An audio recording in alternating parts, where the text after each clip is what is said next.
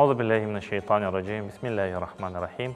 Elhamdülillahi rabbil alamin ve salatu vesselamu ala rasulina Muhammedin el-emin ve ala alihi ve ashabihi ecmaîn.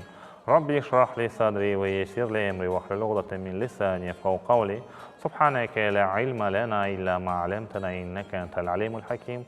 Subhaneke la fahme lena illa ma fehemtena inneke entel cevadul kerim. Muhterem ve aziz seyircilerimiz, Allah-u Teala'nın rahmeti, bereketi, selamı üzerinize olsun. Kennedy ne için acaba degan rubrikasında sizlerden beraberimiz ve sizden kelgen suallarga, pek meraklı suallarga cevaplar vermeye tırışamız. Bugün de tesircimiz bizge böyle pek meraklı bir sual soraydı ki, ne sebepten bir yaşınaca küçük balanı kuzguga göstermeye olmay, bu doğru mu? Yani gerçekten öyle bir laf vardır insanlar arasında, lakin dinimiz boyunca hiçbir şeyden bağlı değil. Çünkü bu kuzgunla alakalı bir talay böyle meseleler, onlar bizge başka dinlerden kelgen ya da batıl, yani aslı olmayan inanışlardan kelgen bazı inanışlar var. Bilgenime göre balanı işte o kuzguga göstermiyorlar çünkü ondan sonra korkacak iken, ondan sonra bilmeyeyim yani başına bazı yamanlıklar gelecek iken ya da işte ne bileyim güneş batkandan son göstermege olmayı deyip öyle bir laflar etilir. Gerçekten de işte korkma meselesine bakan vakit yani balanın ozunu kuzguda görmesi onu korkulacağını ben bellemeyeyim. Tam tersi balalı çıkarına eğer kuzguda böyle göstersen kullanganlarını ya da kulgenleri de görmege mümkün.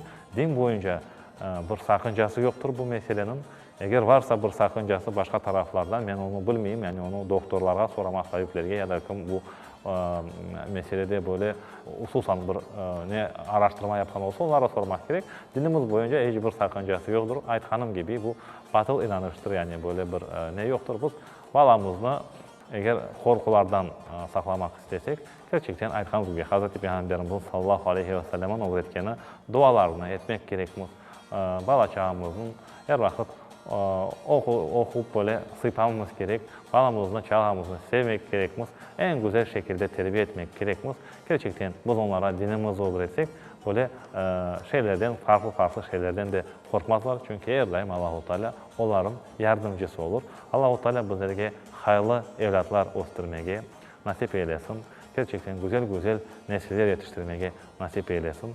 Allah-u Teala onun korşayımız günde bizleri Ozun karşısında utandırmasın inşallah. Allah-u Teala yar ve yardımcı olsun. Esselamu Aleyküm ve Rahmetullahi ve Berekatuhu.